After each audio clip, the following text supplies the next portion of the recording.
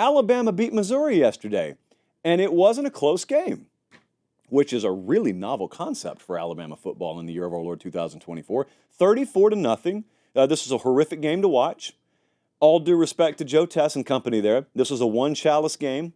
We don't even put the I with the accent on the end. It's not even pluralized, just one chalice. There you go. Holding it in my hand right there, immunity.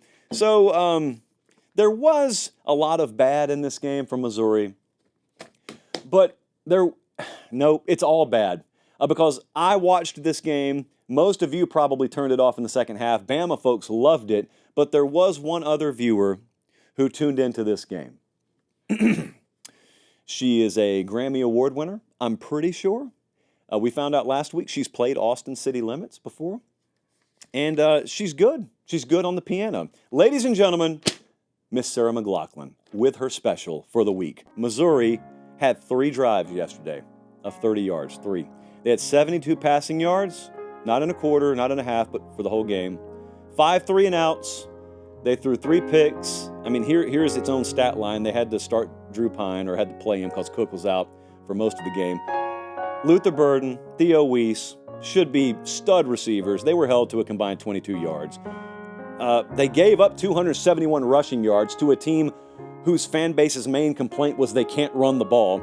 They played now 2 ranked SEC teams. They have been outscored a combined 75-10, and the most egregious crime of all, the AP still has them ranked. That's not your fault. It's not my fault. It's not even Sarah's fault. The AP will have to answer for those crimes in due time. But until then, Missouri, for the second time this year, hops aboard the Sarah McLachlan special. I can look at this game 2 ways for Alabama. Because I look at a 34-0 victory in conference play, and it's a good thing. It's a very good thing. It's nice to just see you be able to breathe in the fourth quarter. That's the first thing. The second thing is the run game really flexed yesterday. Had 7.3 yards per carry. Sometimes you just got to crank up the bulldozer. How about that? For a team that had struggled mightily in an area that should be a strength for them, at least for one afternoon, it came back. Now, we got to wait and see. You hear that nervousness? You hear the patting of the paper here. That's not a paper pop. That's a paper tap.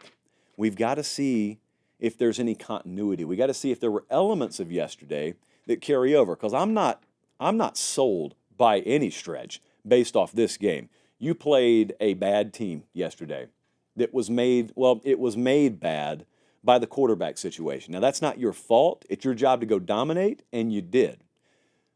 But there were concern levels about this Bama team coming into this game. And while they didn't struggle in the game, and it can do wonders for confidence to win a game like this, and there were really good signs, just fundamental signs defensively, and I think there have been for a couple of weeks, honestly.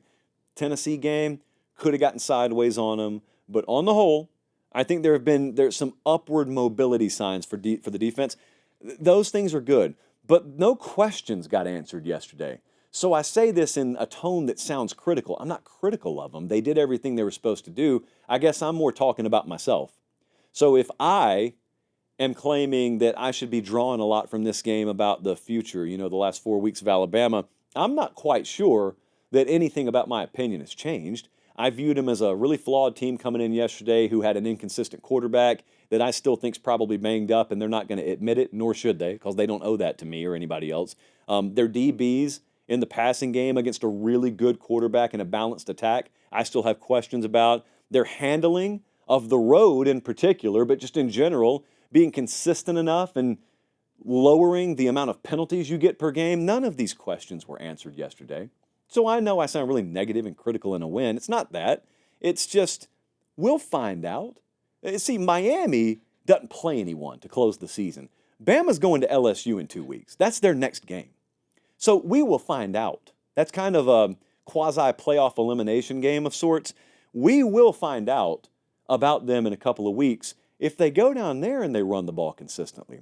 If they go down there and Nussmeier and that group of receivers can't move the ball consistently. If they go down there and are only penalized 4 times for 40 yards. If they go down there and take control of a game against a team in total wounded animal mode, desperation, back against the wall, probably the toughest environment that Bama will face all year, up to and including Neyland. We'll see how it goes. If they do those things, then you can start to sell me that they may be peaking at the right time. You know what they can do. Peaking at the right time for this team, which is still possible, can make you look back at the Vandy game, can make you look back at the Tennessee game, and make you look and just scratch your head and say, how did that happen? How is that even the same team? See, right now, people have been looking back at the first half of the Georgia game because you've been bad since then, and they say, how did the first half of that Georgia game happen? Well, you can flip that. You have it in your power as a team to flip that and make people say, wow, this actually kind of looks like the team that played that first half against Georgia. Seasons ebb and flow. Which one's the good one? Is it the ebb or the flow? No, the flow is the good. So you want to flow. It's just time to flow. Flowvember. TM, trademark, that's ours. That's ours. I know someone's going to grab that down there and run with it, immunity. It's just time for Flowvember instead of ebbing. Too much ebbing, not enough flowing.